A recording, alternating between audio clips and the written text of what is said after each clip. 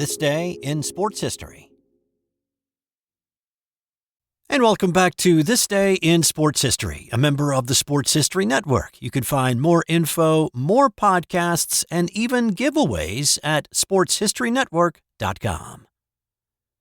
It's April 20th, and on this day in 1987, cyclist Greg LeMond suffered a horrific injury that not only came close to costing him his cycling career, but very nearly his life. LeMond had become the first American to win the Tour de France in July of 1986 after battling teammate Bernard Hinault to win the GC by 3 minutes. LeMond had broken his hand in a race in Italy earlier in '87, and if that had not happened, he would have most likely been racing the Spring Classics like Milan-San Remo, a race that he'd placed second in 1986, or Paris-Roubaix, a race he'd finished just off the podium 2 years before. Man, how things might have been different if he had not broken that hand. But he was supposed to be off his bike for a minimum of 4 weeks to rehab that injury, and so he was back in the States. On this day, he was in Northern California turkey hunting with his uncle and brother-in-law, about 100 miles east of San Francisco. His brother-in-law caught sight of what he thought was a rabbit running in front of him. He raised his shotgun and fired. Instead of hitting the rabbit, a large amount of shot hit LeMond in the back. I was shot with a 12-gauge two-shot, which is just a little bit smaller than buckshot. Buckshot, I probably would have been for sure dead. But I've got 5 pellets in my heart, 5 in my liver. They can't get them out. No, but it totally changed me. I mean, when I got He says he lost 65% of his blood volume, and if it wasn't for a medevac helicopter that pulled him out and delivered him to UC Davis Medical Center, he would have died. 2 hours of surgery ensued, and then a long rehab stint followed. During his rehab time, La Vie Claire, the team that he'd raced for and won the Tour de France for back in '86, dropped him from his contract. My main goal was trying to figure out if I was going to race again. Or live actually. But after about 6 weeks, I realized, I was going to be okay. Everything was theoretically fine. My lung was collapsed, but nothing. They didn't have to take my right lung out, or they didn't have to take, my part of my liver out.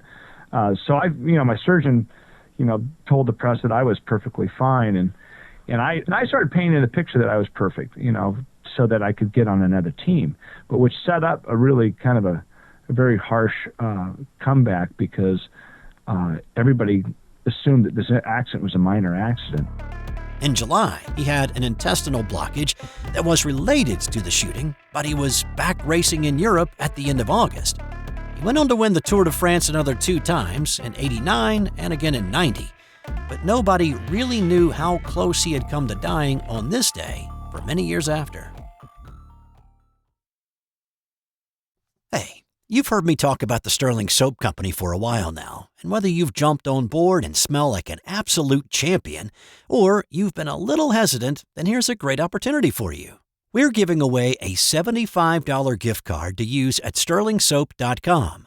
Stirling Soap is 100% natural, and with a variety of bath soaps, shave soaps, beard balm, lotions, cologne, and many more personal care products in a large variety of scents, you're sure to find something that's perfect for you.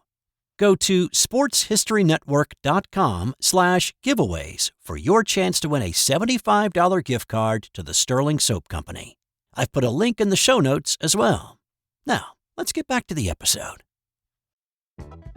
On this day in 1986, Michael Jordan scored 63 in a playoff game against the Boston Celtics. Now, first off, this was not a very good Chicago Bulls team. The dynasty was still a few years off. The Bulls had finished the regular season 30-52, and they were the 8th seed in the NBA playoffs against the top seed from the East, Boston. Jordan was a second-year pro who had missed 64 games in the regular season due to a broken foot. The Celtics, as the higher seed, had home court advantage, which was indeed a huge advantage for them this year. They were nearly unbeatable at home that season, going 40-1 in the Garden. The Celtics had won Game 1 by 19, despite Jordan scoring 49. Prior to Game 2, Jordan told CBS's Pat O'Brien that he didn't think that one guy could beat the Boston Celtics. I think it's going to be more of a five-man game, and we really have to play a complete basketball game. I don't think one man can beat the Boston Celtics. Well, that strategy went out the window pretty quickly. Jordan unleashed his frustration at having missed the majority of the season, at the lack of quality around him, and he put the team on his back for a crazy ride. Against the Celtics Thursday. Jordan trying to fake Bird, can't do it. Hits the jumper, but Bird played pretty well defensively against Jordan there. Michael Jordan has 8 points and is the game-high scorer. Going baseline. Michael Jordan, the basket, good at the foul. His teammates were in awe of what happened that day, with John Paxson saying, "I found myself just wanting to stop and watch him, and I was playing." Larry Bird was amazed as well at what Jordan was doing, saying, "I think it's just God disguised as Michael Jordan." MJ hit 22 of 41 shots from the field and 19 of his 21 free throws. He had 52 as time wound down in regulation, and he was fouled on a three-point attempt. Clock running down, 3 seconds, three-point shot, no good. And a foul, late sweep. A foul against Kevin McHale has been called by Middleton, with no time showing on the clock. And at that time, the rules only gave a pair of free throws if fouled on a three-point shot. Jordan hit both pressure free throws to send the game to OT. The Bulls had the lead late in the first overtime, but Boston's Danny Ainge tied it again with a layup. In the second overtime, Jordan hit his final bucket with 1 minute 12 seconds remaining to tie the game again. But not only would that be Jordan's last points, it would also be the Bulls' final points. Jerry Schiesting hit a jumper on the other end to give Boston the lead back for good. The Celtics held on for the 125-121 double overtime win. Jordan's magical 63 topped the previous playoff game record of 61, set by Elgin Baylor in 1962, and Michael's 63 is still the NBA single-game playoff record. On this day in 1981, it was a record-setting performance for Japan's Toshihiko Seko and New Zealand's Allison at the Boston Marathon. Taking advantage of favorable weather conditions, Seko made a move on Heartbreak Hill to gain a little advantage and then picked up the pace in the final 5K to win in a record time of 2 hours, 9 minutes, 26 seconds, 1 second better than Bill Rogers' effort 2 years prior. Rowe obliterated the Boston women's record by nearly 8 minutes, running the 26.2-mile course in 2 hours, 26 minutes, 46 seconds. Of course, those records have been bested. Seko's record was topped the following year by American Alberto Salazar. Rowe's mark lasted 2 years before American Joan Benoit chopped another 4 minutes off her time. On this day in 1966, boxing promoter Don King killed a man. King was in Cleveland and was walking along Cedar Street, heading to a bar when he saw Sam Garrett. Garrett apparently owed King $600 for an unpaid gambling debt, and what happened in the few minutes after King encountered Garrett differed in who you talked to. King's story was that Garrett attacked him from behind. Well, we was fighting one another and we was kicking one another, and his head hit the concrete.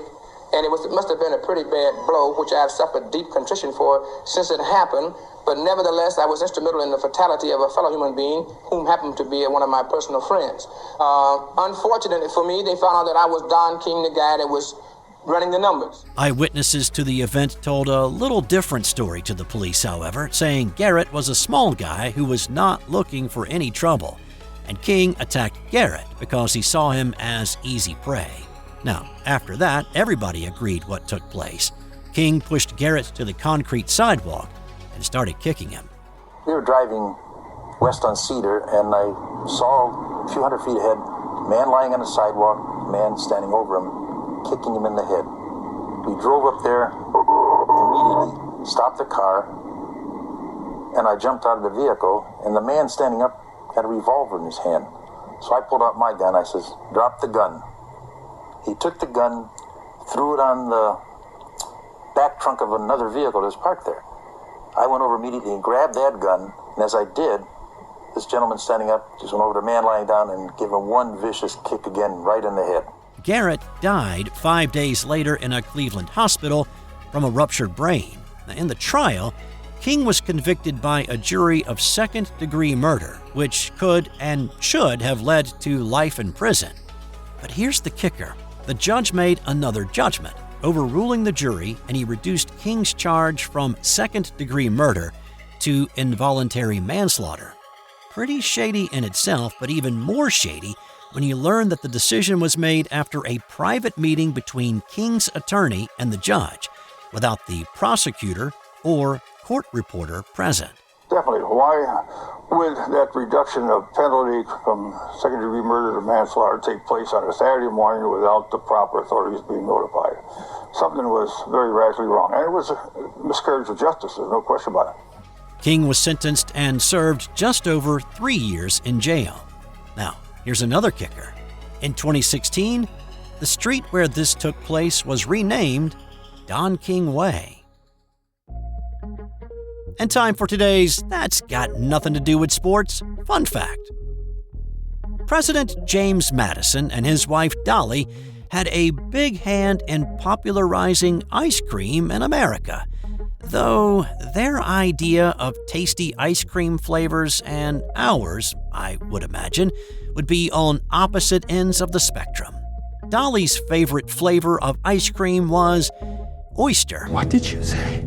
The Madisons were also fans of asparagus-flavored and Parmesan cheese-flavored ice cream. Say what? Not thinking any of those are going to be showing up at your local Ben & Jerry's anytime soon.